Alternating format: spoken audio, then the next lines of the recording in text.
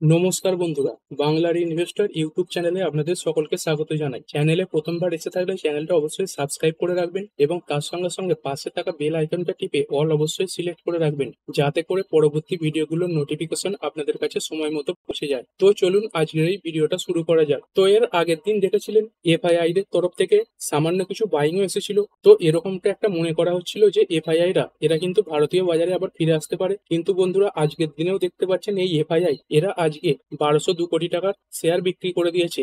মানে এফআইআই দের যে ফিরে আসাটা সেটা কিন্তু এই মুহূর্তে আর দেখা যাচ্ছে না। তবে যদি দেখেন ডিআইআই এরা কিন্তু আজকের দিনে একটা বড় পরিমাণে শেয়ার কিনেছে। এই ডিআইআই এরা টোটাল 5,972 কোটি টাকার শেয়ার কিনেছে। তো এরপরে যদি আমেরিকান মার্কেট দেখি, ডাও জোন্স এটা বর্তমানে 0.35% নিচে ট্রেড করছে। এবং যদি দেখেন নাসডাক কম্পোজাইট আজকে 0.19% ওপরে ট্রেড করছে। এবং আজকের দিনেও যদি দেখেন এই আমেরিকার আইটি ইন্ডেক্স এটা অল টাইম হাই লাগিয়ে দিয়েছে। আজকের দিনের হাই দেখতে পাচ্ছেন 21,495.67 এবং 52 উইকের যে হাই সেটা হচ্ছে 21,495.67। এরপরে যদি ইন্ডিয়ান এডিআর গুলো দেখি, ইনফোসিসের এডিআর এটা 0.66% ওপরে ট্রেড করছে। উইপ্রোর এডিআর এতে দেখতে পাচ্ছেন সব জিরো জিরো হয়ে আছে। তারপরে যাত্রা অনলাইন এটা আমেরিকান মার্কেটে 26.32% বাড়া রয়েছে এবং ইন্ডিয়ান মার্কেটেও এই যাত্রা অনলাইন এটা 20%-এর আপার সার্কিল লাগিয়েছে। তারপরে যদি এইচডিএফসি ব্যাংকের এডিআর দেখেন এটা প্রায় 0.5% বাড়া রয়েছে।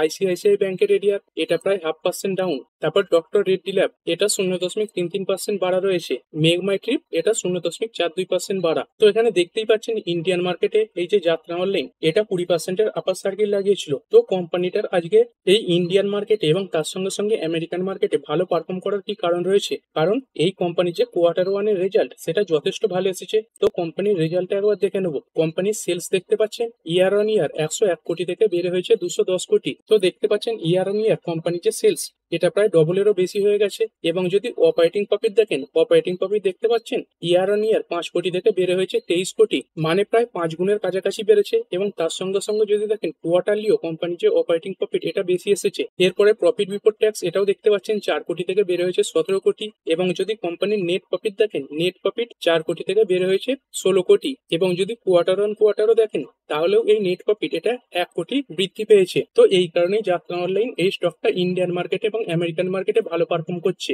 এরপরে একটি আইপিও সম্পর্কে ডিটেলসে আলোচনা করব, যেই আইপিও তে অ্যাপ্লাই করলে আপনি হয়তো একটা ভালো লিস্টিং গেইন পেতে পারেন। তো চলুন আইপিওর ব্যাপারে ডিটেলসে জেনে নেব। তো যে আইপিওটার ব্যাপারে কথা বলতে চলেছি সেটা হচ্ছে রিগাল রিসোর্স। তো এই কোম্পানিটা কি কাজ করে সেইটা দেখবো, তারপরে কোম্পানির ফাইন্যান্সিয়াল দেখবো, তারপরে আইপিওর যে টাইম টেবিল সেটা দেখবো এবং শেষে আইপিওর কত জিএমপি চলছে সেটা দেখে নেব। তো প্রথমে কোম্পানির বিজনেস দেখে নেব। কোম্পানিটা দেখতে পাচ্ছেন 2012 সালে প্রতিষ্ঠিত হয়েছে এবং কোম্পানিটা কি কাজ করে থাকে দেখতে পাচ্ছেন manufacturers maids speciality product in India. Maids মানে ভুট্টা সংক্রান্ত যে প্রোডাক্ট সেইগুলো তৈরি করে থাকে, মানে ভুট্টা গুঁড়োনোর কাজ এই কোম্পানিটা মূলত করে থাকে এবং তার সংক্রান্ত আরো বিভিন্ন কাজ করে থাকে। তো কোম্পানির কিরকম ক্যাপাসিটি রয়েছে দেখতে পাচ্ছেন, কোম্পানির এই ক্রাশিং ক্যাপাসিটি রয়েছে 750 টন পার ডে। তো কোম্পানি এইখান থেকে কি কি তৈরি করে দেখতে পাচ্ছেন, মেইজ স্টার্চ, তার সঙ্গে সঙ্গে মডিফাইড স্টার্চ, তারপর এর সঙ্গে সঙ্গে কিছু কো প্রোডাক্টও রয়েছে যেমন গ্লুটিন রয়েছে, তারপর জার্ম রয়েছে, এনরিচড ফাইবার রয়েছে এবং এই সংক্রান্ত আরো বিভিন্ন যে পাউডার টাইপের প্রোডাক্ট গুলো সেইগুলো তৈরি করে দেখতে পাচ্ছেন। মেইজ ফ্লাওয়ার রয়েছে, তারপরে আইসিং সুগার রয়েছে, কাস্টার্ড পাউডার রয়েছে, বেকিং পাউডার রয়েছে। আর কোম্পানির কোথায় ম্যানুফ্যাকচারিং ইউনিট রয়েছে, কোম্পানির যে ম্যানুফ্যাকচারিং ইউনিট এটা রয়েছে কিষানগঞ্জ বিহারে। এবং কোম্পানিটা মূলত নেপাল এবং বাংলাদেশেও তাদের যে প্রোডাক্ট সেইগুলো এক্সপোর্ট করে থাকে। আর কোম্পানির যে এই প্রোডাক্ট সেইগুলো কোন কোন ক্ষেত্রে ব্যবহার করা হয় দেখতে পাচ্ছেন, এই ফুড সেগমেন্টে ব্যবহার করা হয়, তারপরে পেপার ইন্ডাস্ট্রিতে ব্যবহার করা হয়, এনিম্যাল ফিডে ব্যবহার করা হয় এবং অ্যাডেসিভ এই জায়গাগুলোতে ব্যবহার করা হয়, মানে পশুজাত যে খাবার এবং তার সঙ্গে সঙ্গে আটা তৈরির ক্ষেত্রেও এই কোম্পানির প্রোডাক্ট ব্যবহার করা হয়। তো কোম্পানির অনেক বড় বড় ক্লায়েন্টও রয়েছে দেখতে পাচ্ছেন, ইমামি পেপার মিলস রয়েছে, তার সঙ্গে সঙ্গে ম্যানিওকা ফুড প্রোডাক্ট রয়েছে, তারপরে সেঞ্চুরি পাল্প রয়েছে। তো আপনারা পজ করে কোম্পানির যে ক্লায়েন্ট গুলো আছে সেইগুলো পড়ে নিতে পারেন। তো এরপর কোম্পানি বলেছে তাদের যে বিজনেস সেখানে ভালো কিছু স্ট্রেংথ রয়েছে। এরপরে কোম্পানির ফাইন্যান্সিয়াল দেখে নেবো। দেখতে পাচ্ছেন কোম্পানির যে রেভিনিউ এটা 53% বৃদ্ধি পেয়েছে এবং প্রফিট আফটার ট্যাক্স এটা 115% বৃদ্ধি পেয়েছে ইয়ার অন ইয়ার। এরপরে যদি কোম্পানির অ্যাসেট দেখেন, অ্যাসেট দেখতে পাচ্ছেন 371 কোটি, সেইখান থেকে হয়েছে 585 কোটি এবং সেইখান থেকে হচ্ছে 860 কোটি। তারপরে কোম্পানির টোটাল ইনকাম এটাও দেখতে পাচ্ছেন ক্রমবর্ধমান হারে বেড়েছে। তারপরে যে প্রফিট আফটার ট্যাক্স এটাও ভালো পরিমাণে বেড়েছে। এই 2023 ফাইন্যান্সিয়াল ইয়ারে কোম্পানির যে পিএটি এটা ছিল 16.76 কোটি, সেখান থেকে প্রায় 3 গুণ বেড়ে হয়েছে 47.67 কোটি, এবং এর আগের ফাইন্যান্সিয়াল ইয়ারে কোম্পানির যে প্যাট এটা ছিল 22.14 কোটি। তারপরে কোম্পানির যে এবিটা এটাও দেখতে পাচ্ছেন ভালো পরিমাণে বেড়েছে, এবং যে নেট ওর্থ এটা 104 কোটি থেকে বেড়ে 126 কোটি, তারপরে 235 কোটি। এবং যদি রিজার্ভ অ্যান্ড সারপ্লাস এটাও দেখেন, এটাও দেখতে পাচ্ছেন ভালো পরিমাণে বেড়েছে। রিজার্ভ 102.92 কোটি থেকে বেড়ে 125.12 কোটি, এবং তারপরে এটা বেড়ে হয়েছে 202 কোটি। তবে কোম্পানির যে ধার এটা কিন্তু একটু বেশিই রয়েছে। কোম্পানির ধার দেখতে পাচ্ছেন 188.93 কোটি ছিল 2023-এর ফাইন্যান্সিয়াল ইয়ারে, তারপরে 2024-এ এই যে ধার এটা বেড়ে হয়েছে 357.21 কোটি, এবং এই 2025 ফাইন্যান্সিয়াল ইয়ারে কোম্পানির যে ধার এটা বেড়ে হয়েছে 507.05 কোটি। তো এই আইপিওতে যদি আপনি লং টার্মে অ্যাপ্লাই করতে চান তাহলে কিন্তু কোম্পানির যে ধারের ব্যাপারটা এটা মাথায় রাখতে হবে। কোম্পানির যে ধার এটা দেখতে পাচ্ছেন অনেকটা পরিমাণেই কিন্তু বেশি রয়েছে। এরপর যদি কোম্পানির মার্কেট ক্যাপ দেখেন, একটা অত্যন্ত ছোট সাইজের কোম্পানি,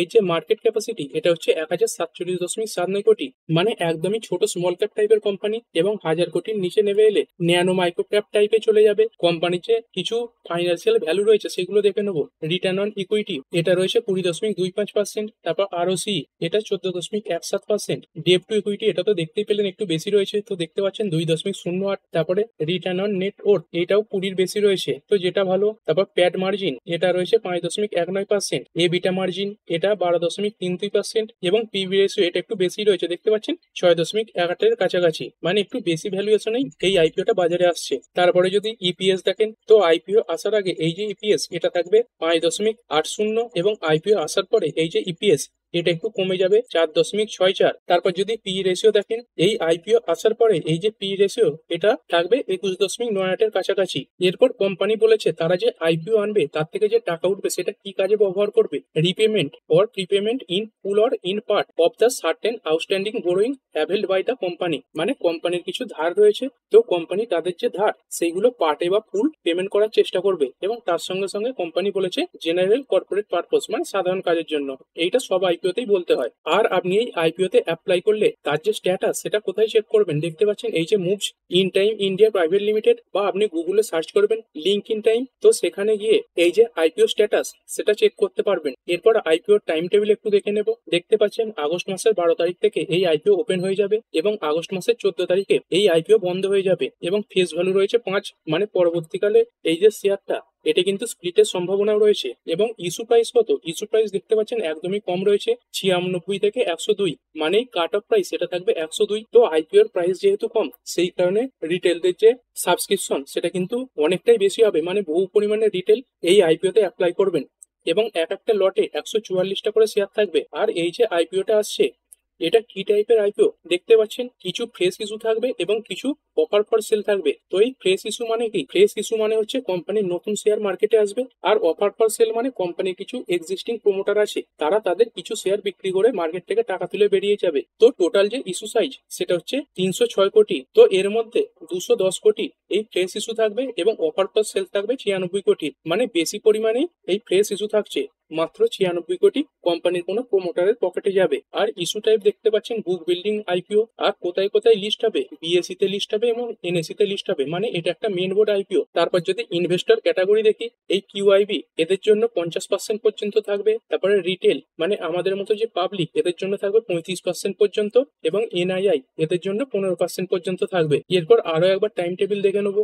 আগস্ট মাসের 12 তারিখে ওপেন হচ্ছে, 14 তারিখে ক্লোজ হচ্ছে। কবে অ্যালটমেন্ট হতে পারে, অ্যালটমেন্ট হতে পারে আগস্ট মাসের 18 তারিখে। আর আপনি যদি এই আইপিও না পান তার যে টাকা সেটা রিফান্ড হয়ে যাবে আগস্ট মাসের 19 তারিখে। আর কবে শেয়ারটা ডিম্যাট অ্যাকাউন্টে ক্রেডিট হতে পারে, আপনি যদি অ্যালটমেন্ট পান তাহলে এই শেয়ার আগস্ট মাসের 19 তারিখে আপনার ডিম্যাট অ্যাকাউন্টে ক্রেডিট হয়ে যাবে, আর লিস্ট হতে পারে আগস্ট মাসের 20 তারিখে। আর আপনি যদি আইপিওতে অ্যাপ্লাই করেন তাহলে এই আগস্টের 14 তারিখে বিকাল 5টার মধ্যে সেই যে আইপিওর ম্যান্ডেটরি রিকোয়েস্ট সেটা কিন্তু অ্যাকসেপ্ট করে নিতে হবে। মানে আপনি যে ইউপিআই অ্যাপ থেকে এই আইপিওতে অ্যাপ্লাই করবেন তাতে গিয়ে এই আইপিওর যে রিকোয়েস্ট সেটা অ্যাকসেপ্ট করে নিলেই এই আইপিও যে অ্যাপ্লাই সেটা কিন্তু হয়ে যাবে। তো রিটেলদের একটি লটে তো 144টা শেয়ার থাকবে, তো একটি ছোট লটের মূল্য দাঁড়াচ্ছে 14,688, তো এটা 15,000-এর নিচেই হয়। তারপরে রিটেলরা সর্বোচ্চ 13টা লট অ্যাপ্লাই করতে পারে, মানে 2 লাখের নিচে। তারপরে যে স্মল এইচএনআই রয়েছে এদের যে অ্যাপ্লাই এটা 2 লাখের উপর থেকে শুরু হয়, এবং এরা সর্বোচ্চ 10 লাখ পর্যন্ত অ্যাপ্লাই করতে পারে, এবং বিগ এইচএনআই এরা 10 লাখের উপর থেকে অ্যাপ্লাই করতে পারে। এরপর আইপিও জিএমপি দেখে নেবো। তবে জিএমপি বলার আগে একটা কথাই বলবো, এই যে জিএমপি এটা কিন্তু পরিবর্তনশীল, মানে এই জিএমপি প্রতিদিনই কিন্তু পরিবর্তন হয় মার্কেটের চাহিদার উপর। তারপর অফ মার্কেটে যেরকম লিস্ট আছে সেখানেও কিন্তু দামের পরিবর্তন হয়। তো আপনি যেই মুহূর্তে অ্যাপ্লাই করবেন তখনও এই যে জিএমপি সেটা পরিবর্তন হতে পারে, এবং যেদিন লিস্ট হবে তার আগে পর্যন্ত কিন্তু এই যে জিএমপি সেটা পরিবর্তন হতে থাকে। তো বর্তমানে পাবলিক ডোমেনে যে জিএমপি অ্যাভেলেবেল আছে সেটাই আপনাদের সঙ্গে তুলে ধরবো। তো দেখতে পাচ্ছেন আইপিও যে ইস্যু প্রাইস এটা থাকবে 102, এবং সেই সাপেক্ষে এই যে জিএমপি এটা থাকছে 22 টাকা। তো আপনি যদি পার্সেন্টেজ অনুযায়ী দেখেন তাহলে এটা দাঁড়াচ্ছে 21.57%। তো আগেও দেখতে পাচ্ছেন এই যে জিএমপি সেটা পরিবর্তন হয়েছে। এখানে দেখতে পাচ্ছেন 7ই আগস্ট এই যে জিএমপি এটা ছিল 17.65%। মানে এই আইপিও যে জিএমপি এটা কিন্তু কনস্ট্যান্ট নয়, মানে এই মুহূর্তে জিএমপি যদি বজায় থাকে তাহলে আপনি এক একটা লটে বা এক একটা শেয়ার পিছু 21.57% পর্যন্ত লিস্টিং গেইন পেতে পারেন। এবং যদি টাকার হিসাবে দেখেন তাহলে একটি লটে 3,168 টাকা পর্যন্ত লাভ হতে পারে। তো এই আইপিওর ব্যাপারে যা ডিটেলস ছিল, মানে কোম্পানির ফাইন্যান্সিয়াল, কোম্পানির বিজনেস, তারপর আইপিওর যে টাইম টেবিল এবং তার সঙ্গে সঙ্গে বর্তমানে যে জিএমপি চলছে সেটা আলোচনা করলাম। এরপরে কিছু শেয়ার সম্বন্ধে আলোচনা করব। তো তার আগে আরো একটা আইপিও আজকের দিনে যে অ্যাপ্লাই সেটা বন্ধ হয়ে গেছে, তো সেই আইপিওর যে জিএমপি সেটা দেখবো এবং তার সঙ্গে সঙ্গে সাবস্ক্রিপশনের যে রেট সেটাও দেখে নেবো। তো কোন আইপিওটা সম্বন্ধে আলোচনা করতে চলেছি, এই জেএসডব্লিউ সিমেন্ট এই যে আইপিওটা এটা আজকের দিনে যে অ্যাপ্লাই সেটা বন্ধ হয়ে গেছে। তো এই আইপিওর যে সাবস্ক্রিপশন স্ট্যাটাস সেটা দেখবো এবং তার সঙ্গে সঙ্গে জিএমপি দেখবো। তো প্রথমে কোম্পানির যে সাবস্ক্রিপশন স্ট্যাটাস সেটা দেখে নেবো। দেখতে পাচ্ছেন টোটাল 8.22 গুণ সাবস্ক্রিপশন হয়েছে, মানে 8টা অ্যাপ্লাই পিছু একজন কিন্তু এই আইপিওটা পাবেন। তো এই আইপিও জিএমপি কত চলছে, এই আইপিও যে জিএমপি সেটা কিন্তু খুবই খারাপ চলছে। দেখতে পাচ্ছেন এই যে আইপিও জিএমপি এটা কিন্তু ক্রমশই কমেছে। দেখতে পাচ্ছেন 19 ছিল, 14, তারপরে 6, তারপরে 13, তারপরে 9, তারপরে 8.5 হয়েছে, তারপরে 5 হয়েছে, এবং বর্তমানেও এই যে জিএমপি মানে আজকের ডেটে দেখতে পাচ্ছেন 11 তারিখে এই যে জিএমপি এটা রয়েছে 5 টাকা। তো 147 টাকা কাট অফ প্রাইসের সামনে এই জিএমপি যদি দেখেন তাহলে এটা রয়েছে মাত্র 3.40%। তো মার্কেট যদি আরো খারাপের দিকে যায় তাহলে কিন্তু এই যে জিএমপি এটা আরো কমে যেতে পারে, এমনকি নেগেটিভেও লিস্ট হতে পারে। তো সেই কারণেই বারবার বলা হয় এই যে জিএমপি সেটা পরিবর্তনশীল, মানে এই যে জিএমপি এর কিন্তু কোনো গ্যারান্টি নেই। বর্তমানে মার্কেটে যেটা রয়েছে সেটাই কিন্তু আপনাদের সামনে তুলে ধরা হয়। এরপরে যে কোম্পানিটা নিয়ে আলোচনা করবো সেটা হচ্ছে জিও ফাইন্যান্সিয়াল সার্ভিসেস লিমিটেড। তো দেখতেই পাচ্ছেন এই কোম্পানিটা এক এক করে নতুন নতুন বিজনেসে এন্ট্রিও নিচ্ছে। তো এই কোম্পানিটা আজকেও একটি নতুন বিজনেসে এন্ট্রি নিয়েছে। দেখতে পাচ্ছেন এই Jio finance offer income tax filing for just Rs 24 with new tax planning tool. মানে এই যে জিও ফাইন্যান্স এদের যে অ্যাপ রয়েছে এই অ্যাপের মাধ্যমে আপনি আইটিআর ফাইলিং করতে পারবেন। তো দেখতে পাচ্ছেন এই যে প্রাইস সেটা শুরু হবে 24 টাকা থেকে, মানে মাত্র 24 টাকা দিয়ে আপনি এই ইনকাম ট্যাক্স ফাইলিং করতে পারবেন। এবং কোম্পানি আপনার ইনকাম অনুযায়ী আপনাকে সঠিক যে কারেন্ট ট্যাক্স রেজিমি সেটাও বেঁচে দেবে, এবং তার সঙ্গে সঙ্গে আপনি এই ট্যাক্সের ক্ষেত্রে যাতে সর্বোচ্চ ছাড় পান সেই সুযোগও কিন্তু আপনাকে করে দেবে। তবেই আইটিআর ফাইলিং করার জন্য এই কোম্পানিটা আরো একটা অন্য কোম্পানির সঙ্গে পার্টনারশিপ করেছে। দেখতে পাচ্ছেন এই যে ট্যাক্স বাডি এই যে কোম্পানিটা রয়েছে বা এই ওয়েবসাইটটা রয়েছে এদের সঙ্গেই কিন্তু জিও ফাইন্যান্স এরা একটা পার্টনারশিপ করেছে এই ট্যাক্স ফাইলিং এর ব্যাপারে। আর আপনি নিজে যদি এই আইটিআর ফাইল করেন তাহলে সর্বনিম্ন 24 টাকা লাগবে, এবং আপনি যদি কোনো এক্সপার্টের সাহায্য নেন তাহলে 999 টাকা লাগবে। তো দেখতেই পাচ্ছেন এই জিও ফাইন্যান্স এরা কিন্তু বিভিন্ন সেগমেন্টে এন্ট্রি নিচ্ছে এবং বিভিন্ন কোম্পানির সঙ্গে পার্টনারশিপও করছে। যেমন ইন্স্যুরেন্স সেগমেন্টে এরা অ্যালায়েন্সের সঙ্গে পার্টনারশিপ করেছে, তারপর মিউচুয়াল ফান্ডের ক্ষেত্রে ব্ল্যাক রকের সঙ্গে পার্টনারশিপ করেছে। এবং এরপরে যদি দেখেন এই আইটিআর ফাইলিং এর ক্ষেত্রে এই কোম্পানিটা ট্যাক্স বাডি এই কোম্পানির সঙ্গে পার্টনারশিপ করেছে। মানে এক এক করে বহু বিজনেসে এরা কিন্তু এন্ট্রি নেওয়ার চেষ্টা করছে। তো কোম্পানি এরপর বলেছে এরা কেন এই সেগমেন্টে এন্ট্রি নিচ্ছে, কারণ কোম্পানি বলছে অ্যাফোর্ডেবল প্রাইসে সবাই যাতে ইনকাম ট্যাক্স ফাইলিং এর আওতায় আসতে পারে, সেই কারণের জন্যই এরা এই প্রকল্প চালু করেছে। এর পরের কোম্পানি টেন্ড লিমিটেড। তো দেখতেই পাচ্ছেন স্টকটা আজকের দিনে 2.13% বেড়েছে, এবং মার্কেট ক্যাপও দেখতে পাচ্ছেন একটা বড় সাইজের কোম্পানি 1.94 লাখ কোটি টাকার মার্কেট ক্যাপ রয়েছে। তো এই ধরনের কোম্পানিগুলো যদি তাদের বিজনেস বাড়াতে চায় তার মানে তাদের নতুন সেগমেন্টে এন্ট্রি নিতে হবে বা নতুন নতুন বিজনেসকে অ্যাকোয়ার করতে হবে। তো দেখতে পাচ্ছেন এই যে ওয়েস্ট সাইড ওনার ট্রেন্ড এরা কিন্তু একটা নতুন ব্র্যান্ড আজকে লঞ্চ করে দিয়েছে, এই ইয়ুথ সেন্ট্রিক ব্রান্ড টোস্ট। মানে ইয়ংদের টার্গেট করেই এই যে ব্রান্ড টোস্ট এই ব্র্যান্ডটাকে লঞ্চ করা হয়েছে। তো এর আগে কোম্পানির যে প্রফিট বলুন, রেভিনিউ বলুন, এগুলো বেড়ে গিয়েছিল এই ওয়েস্ট সাইড এবং জুডিও এইগুলোকে লঞ্চ করার পরে। তো এই কোম্পানিটা আরো একটা নতুন ব্র্যান্ড লঞ্চ করলো যেটা হচ্ছে ব্রান্ড টোস্ট, এবং এই কোম্পানিটা তাদের যে প্রথম স্টোর সেটা উদ্বোধন করেছে বেঙ্গালুরুতে। তো যেখানে কোম্পানি মূলত এই যে ইয়ুথ জেনারেশন রয়েছে তাদের টার্গেট করবে। তো এই ইয়ুথ জেনারেশনের যদি চাহিদা বাড়ে এরপরে কোম্পানি তাদের যে বিজনেস সেটাও কিন্তু আরো বাড়াবে। মানে কোম্পানি তাদের গ্রোথের জন্য নতুন নতুন রাস্তাও কিন্তু খোলার চেষ্টা করছে। এর পরের কোম্পানি আদানি এন্টারপ্রাইজেস লিমিটেড। তো নিফটি 50-র মধ্যে এই কোম্পানিটা আজকে সব থেকে বেশি বেড়েছে, এবং টোটাল যদি দেখেন 4.23% বেড়েছে। তো এই কোম্পানিটার আজকে বাড়ার কি কারণ রয়েছে, তো চলুন সেটাও দেখে নিই। দেখতে পাচ্ছেন Adani Adani Defense to acquire 100% stake in Indamar Techniques in MRO growth bid। আর এই ইন্ডামার টেকনিক্স এটা কোন সেগমেন্টে কাজ করতো দেখতে পাচ্ছেন, এরো সলিউশন এই সেগমেন্টে কাজ করতো।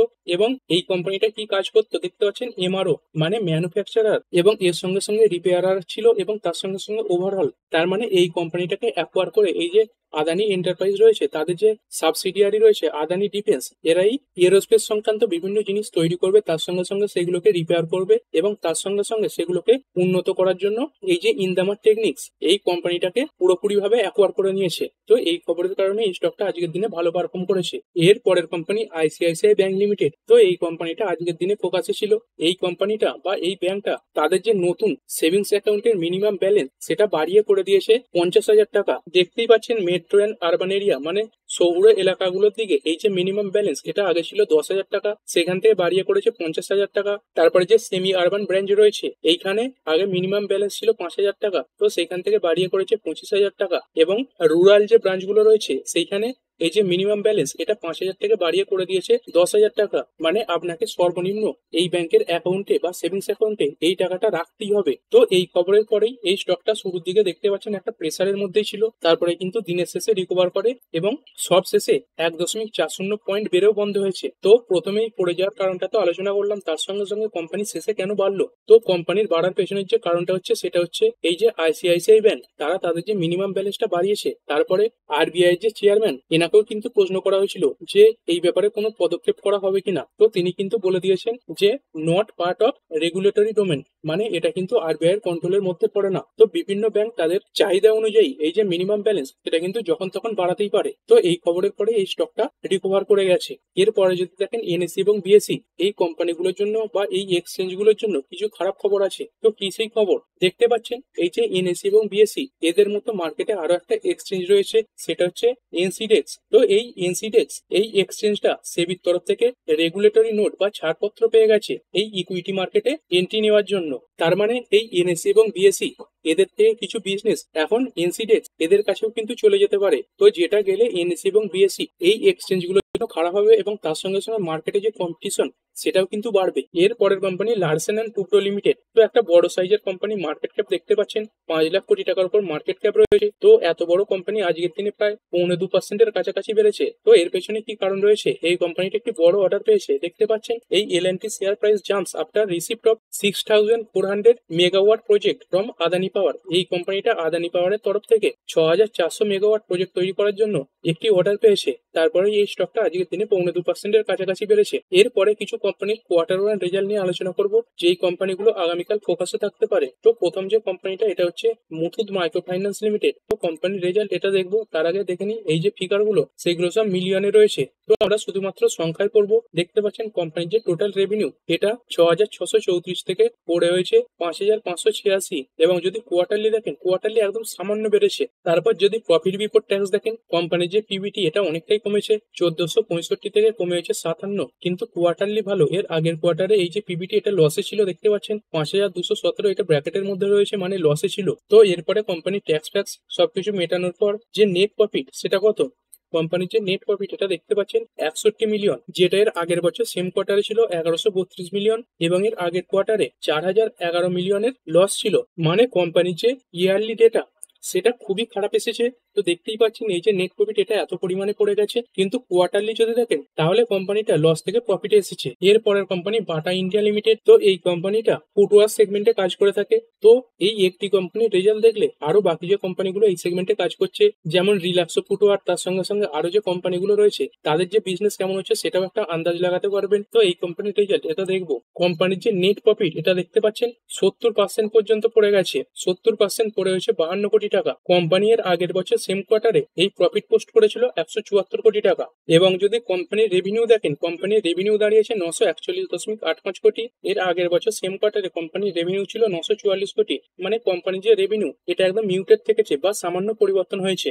এর পরের যে কোম্পানি সেটা হচ্ছে এসজিবিএন লিমিটেড। তো এই কোম্পানির রেজাল্ট দেখবো। কোম্পানির যে নেট প্রফিট এটা ইয়ার অন ইয়ার 36.21% পড়ে গেছে। কোম্পানির এই নেট প্রফিট আগের বছর সেম কোয়ার্টারে ছিল 357.09 কোটি টাকা, যেখান থেকে পড়ে হয়েছে 27.77 কোটি টাকা। এবং কোম্পানির সেলস এটা কিন্তু কিছুটা বেড়েছে। কোম্পানির সেলস এর আগে ছিল 870 কোটি, সেখান থেকে 5.41% বেড়ে হয়েছে 917.45 কোটি টাকা। এর পরের কোম্পানি বিএমএল লিমিটেড। কোম্পানির যে নেট লস সেটা কিন্তু আগের থেকে কমেছে, তবে কোম্পানির যে রেভিনিউ এটা কিন্তু প্রায় এর আগের বছর সেম কোয়ার্টারের কাছাকাছি এসেছে 634 কোটি। কোম্পানি এই কোয়ার্টারে লস দেখিয়েছে 64.11 কোটি। তো এর আগের বছর সেম কোয়ার্টারে কোম্পানির লস ছিল 70.47 কোটি। তো কোম্পানির এই লস এটা কিছুটা কমেছে। এবং কোম্পানির যে এবিটা লস এটাও সামান্য পরিমাণে কমেছে, 50 কোটির লস থেকে কমে হয়েছে 49 কোটি। এর পরের কোম্পানি জেএম ফাইন্যান্সিয়াল লিমিটেড। তো এই কোম্পানির রেজাল্ট দেখবো। কোম্পানির সেলস এটা দেখতে পাচ্ছেন 1077 কোটি থেকে বের হয়েছে 1111 কোটি। এবং কোয়ার্টারলিও যদি দেখেন তাহলে কোম্পানির সেলস বেড়েছে। তারপরে অপারেটিং প্রফিট এটাও বেড়েছে। এর আগের বছর সেম কোয়ার্টারে 615 কোটি, এর আগের কোয়ার্টারে 578 কোটি, আর এই কোয়ার্টারে 850 কোটি। এবং যদি কোম্পানির নেট প্রফিট দেখি, কোম্পানির নেট প্রফিট কিন্তু অনেকটা পরিমাণে বেড়েছে, 187 কোটি থেকে বের হয়েছে 459 কোটি। এবং এর আগের কোয়ার্টারে কত ছিল, 235 কোটি। তো দেখতে পাচ্ছেন ইয়ার অন ইয়ার অনেকটা পরিমাণে বেড়েছে। এবং কোয়ার্টারলিও যদি দেখেন তাহলে প্রায় ডবলের কাছাকাছি এই নেট প্রফিট বেড়েছে। এর পরে কথা বলবো সুগার সেগমেন্টে এবং তার সঙ্গে সঙ্গে এই ইথানল সেগমেন্টে কাজ করে একটি কোম্পানি প্রাজ ইন্ডাস্ট্রিজ লিমিটেড। তো যে সমস্ত কোম্পানিগুলো এই সুগার সেগমেন্টে কাজ করে, তার সঙ্গে সঙ্গে ইথানল সেগমেন্টে কাজ করে, তাদের জন্য যে ফ্যাক্টরির প্রয়োজন হয়, সেই ফ্যাক্টরির যে বিভিন্ন যন্ত্রপাতি সেগুলো এই কোম্পানি তৈরি করে থাকে। তো এই কোম্পানির রেজাল্ট এটা কেমন এসেছে, তো দেখতে পাচ্ছেন কোম্পানির যে রেজাল্ট এটা খুবই খারাপ এসেছে। কোম্পানির যে নেট প্রফিট এটা কিন্তু ইয়ার অন ইয়ার 94% পড়ে গেছে।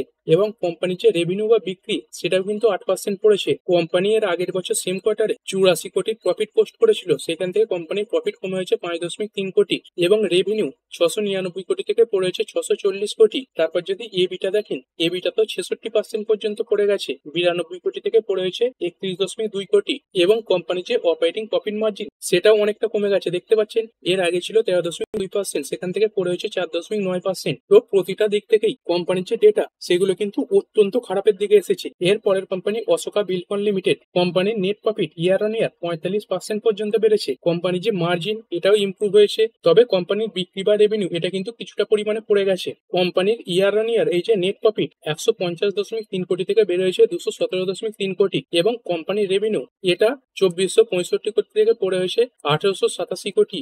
এবং কোম্পানির মার্জিন 24.3% থেকে বের হয়েছে 31.7%। মানে কোম্পানির যে রেভিনিউ সেটা পড়ে গেছে, কিন্তু তারপরে খরচা কমার কারণে কোম্পানির যে নেট প্রফিট বলুন তার সঙ্গে সঙ্গে প্রফিট মার্জিন বলুন এগুলো কিন্তু ভালোর দিকে এসেছে। এর পরের কোম্পানি রোলেক্স রিংস লিমিটেড। কোম্পানির রেজাল্ট দেখবো। কোম্পানির সেলস ইয়ার অন ইয়ার 6% পড়েছে, 311 কোটি থেকে পড়েছে 292 কোটি। এর আগের কোয়ার্টারে ছিল 284 কোটি, মানে কোয়ার্টার অন কোয়ার্টার সামান্য পরিমাণে বেড়েছে। তারপরে এবিটা এটা ইয়ার অন ইয়ার পড়েছে 71 কোটি থেকে পড়ে 61 কোটি, তবে কোয়ার্টারলি কিছুটা বেড়েছে। এবং যদি নেট প্রফিট দেখেন, নেট প্রফিট কিন্তু ইয়ার অন ইয়ারও কমেছে এবং কোয়ার্টার অন কোয়ার্টারও কমেছে। নেট প্রফিট ইয়ার অন ইয়ার 49.9 কোটি থেকে কমে হয়েছে 49.2 কোটি। এবং কোয়ার্টারলি যদি দেখেন, এর আগের কোয়ার্টারে কোম্পানির নেট প্রফিট ছিল 54.6 কোটি। এর পরের company brigade hotel ventures limited. তো এই কোম্পানির রেজাল্ট কেমন এসেছে, তো দেখতে পাচ্ছেন কোম্পানির যে রেজাল্ট সেটা খুলে নিয়েছি। কোম্পানির এই যে প্রতিটা ফিগার সেগুলো সব লাখে দেওয়া রয়েছে। কোম্পানির টোটাল ইনকাম এটা কত হয়েছে, 125 কোটি। এর আগের কোয়ার্টারে কত ছিল, 135 কোটি। আর এর আগের বছর সেম কোয়ার্টারে কত ছিল, 102 কোটি। মানে ইয়ার অন ইয়ার ভালো, কিন্তু কোয়ার্টার অন কোয়ার্টার কোম্পানির যে ইনকাম এটা ডাউন হয়েছে। এবং যদি কোম্পানির পিবিটি দেখেন বা প্রফিট বিফোর ট্যাক্স, এটা এসেছে 9 কোটি, যেটা এর আগের কোয়ার্টারে ছিল 18 কোটি। আর এর আগের বছর সেম কোয়ার্টারে ছিল 4 কোটি। মানে কোম্পানির পিবিটি ইয়ার অন ইয়ার বেড়েছে, কিন্তু কোয়ার্টার অন কোয়ার্টার প্রায় হাফের কাছাকাছি এসেছে। এবং কোম্পানির যদি profit or loss for the period of the year এটা দেখি, এটা দেখতে পাচ্ছেন এর আগের বছর সেম কোয়ার্টারে কোম্পানি 5 কোটির লস পোস্ট করেছিল, সেখান থেকে কোম্পানি কিন্তু প্রফিটেবল হয়েছে, 7 কোটির প্রফিট দেখিয়েছে। আর এর আগের কোয়ার্টারে কোম্পানির প্রফিট ছিল 13 কোটি। মানে কোম্পানির যে রেজাল্ট এটা ইয়ার অন ইয়ার ভালো, কিন্তু কোয়ার্টার অন কোয়ার্টার ডাউন। এর পরের company apex frozen food limited. তো এর রেজাল্টটা খুলে নিয়েছি। কোম্পানির যে রেজাল্ট এটা কিন্তু খুবই ভালো এসেছে। কোম্পানির সেলস দেখতে পাচ্ছেন ইয়ার অন ইয়ার 39% বেড়েছে, 186 কোটি থেকে বেড়ে হয়েছে 258 কোটি। এর আগের কোয়ার্টারের তুলনায় অনেকটা বেড়েছে। তারপরে এবিটা এটা ইয়ার অন ইয়ার 45% বেড়েছে, 10.7 কোটি থেকে বেড়ে 15.5 কোটি। এর আগের কোয়ার্টারের তুলনাতে প্রায় 2.5 গুণ বেড়েছে। তারপরে যদি নেট প্রফিট দেখেন, নেট প্রফিট দেখতে পাচ্ছেন 3.80 কোটি থেকে বেড়েছে 1.10 কোটি, এর আগের কোয়ার্টারে কত ছিল 1.96 কোটি। তো প্রতিটা দিক থেকেই কোম্পানির যে রেজাল্ট সেটা কিন্তু অত্যন্ত ভালো এসেছে। এর পরের company office space solution limited, এই কোম্পানির যে রেজাল্ট এটা অত্যন্ত ভালো। কোম্পানির সেলস ইয়ার অন ইয়ার 30% বেড়েছে, 258 কোটি থেকে বেড়ে 335 কোটি। তারপরে হচ্ছে এবিটা, এটা 79 কোটি থেকে বেড়েছে 127 কোটি, এটা কোয়ার্টারলি ভালো এসেছে। তারপরে কোম্পানির নেট প্রফিট, এটা 2.79 কোটি থেকে বেড়েছে 9.98 কোটি, কিন্তু কোয়ার্টারলি কিছুটা ডাউন। মানে কোম্পানির যে ইয়ার অন ইয়ার রেজাল্ট এটা অত্যন্ত ভালো, কিন্তু কোয়ার্টারলি কোম্পানির এই যে ডেটাগুলো সেইগুলো কিছুটা খারাপ এসেছে। এরপরে যদি গ্লোবাল কিছু ইভেন্ট নিয়ে আলোচনা করি, তো আজকের দিনেই খবর এসেছে এই ইউক্রেনের প্রেসিডেন্ট জেলেনস্কি তিনি কিন্তু প্রধানমন্ত্রী নরেন্দ্র মোদীর সঙ্গে ফোন কলে কথাও বলেছেন, এবং যেখানে তিনি এই যে অয়েল সংক্রান্ত ব্যবসা বাণিজ্য নিয়ে কথাবার্তা বলেছেন, এবং সেই সঙ্গে সঙ্গে তিনি প্রধানমন্ত্রী নরেন্দ্র মোদীর সঙ্গে ইন পার্সন দেখা করার জন্য একটা ইচ্ছা প্রকাশ করেছেন। তো 15ই আগস্ট এই রাশিয়ার প্রেসিডেন্ট এবং ডোনাল্ড ট্রাম্প যেই রাশিয়া এবং ইউক্রেনের যুদ্ধবিরতির জন্য একটা মিটিং করতে চলেছেন, সেই ব্যাপারেই হয়তো এই ইউক্রেনের প্রেসিডেন্ট জেলেনস্কি তিনি প্রধানমন্ত্রী নরেন্দ্র মোদীর সঙ্গে কথা বলেছেন, এরকম কিন্তু অনেক রিপোর্টের মাধ্যমে সামনে আসছে। এরপরে কিছু ইকোনমিক ডেটা দেখে নেবো। ইন্ডিয়ান রুপি এটা ডলারের এগেনস্টে আবার কিছুটা দুর্বল হয়ে পড়েছে, এই মুহূর্তে 87.67 কাছে চলছে। এবং যদি গোল্ড দেখি, গোল্ড আজকের দিনে কিছুটা ডাউন হয়েছে, দেখতে পাচ্ছেন 10 গ্রাম 24 ক্যারেট গোল্ড কলকাতা রেট অনুযায়ী 1,02,950 টাকায় চলছে। এর আগে প্রায় 1,04,500 কাছাকাছি চলে গিয়েছিল, সেখান থেকে কিন্তু অনেকটা পরিমাণেই পড়েছে। আর এরপরে যদি ক্রুড অয়েল দেখি, ক্রুড অয়েলটা একদম ঠিকঠাক জায়গাতেই রয়েছে। ডব্লিউটিআই ক্রুড এটা এখনো 64 নিচে রয়েছে, এবং ব্রেন্ট ক্রুড এটা 66.60 কাছে চলছে। আর ভিডিও শেষে আমেরিকান মার্কেট দেখে নেবো। আমেরিকান মার্কেট ডাও জোন্স তার বোটম লেভেল থেকে অনেকটাই রিকভার করে গেছে। যদি বোটম লেভেল থেকে দেখেন তাহলে এই মুহূর্তে প্রায় 0.32% রিকভার করে গেছে, এবং এর আগের দিনের ক্লোজিং প্রাইসের কাছেই ট্রেড করছে। এবং নাসডাক কম্পোজিট তো 0.41% বাড়া রয়েছে। তো ভিডিওর প্রথমেই আলোচনা করেছিলাম একটা অল টাইম হাই লাগিয়েছে, তো সেই অল টাইম হাই ভেঙে আবার কিন্তু আর একটা অল টাইম হাই লাগিয়ে দিয়েছে। দেখতে পাচ্ছেন আজকের দিনে যে অল টাইম হাই এটা লাগিয়েছে 21,549.73, এবং 52 উইকের যে হাই এটাও 21,549.73। তো ঠিক আছে বন্ধুরা, আশা করছি ভিডিওটা আপনাদের ভালো লেগেছে। আপনি চাইলে এটাকে লাইক এবং শেয়ার করতে পারেন। আর শেয়ার মার্কেট সংক্রান্ত ডেইলি নিউজ আপডেট পেতে চ্যানেলটা সাবস্ক্রাইব করে রাখবেন, এবং পাশে থাকা বেল আইকনটি টিপে অল অবশ্যই সিলেক্ট করে রাখবেন, যাতে পরবর্তী ভিডিওর নোটিফিকেশন আপনার কাছে সময় মতো পৌঁছে যায়। আর হ্যাঁ, ভিডিওটি শুধুমাত্র ইনফরমেশন এবং এডুকেশনাল পারপাসের জন্য বানানো হয়েছে। আমি সেবি রেজিস্টার্ড নই, তাই কোনো প্রকার শেয়ারে কোনো প্রকার বাই, সেল, হোল্ড বা অ্যাভারেজ করার কোনো সিদ্ধান্ত নেওয়ার আগে আপনার যে ফাইন্যান্সিয়াল অ্যাডভাইজার আছে তার সঙ্গে অবশ্যই আলোচনা করবেন। দেখা হচ্ছে পরের ভিডিওতে। ধন্যবাদ।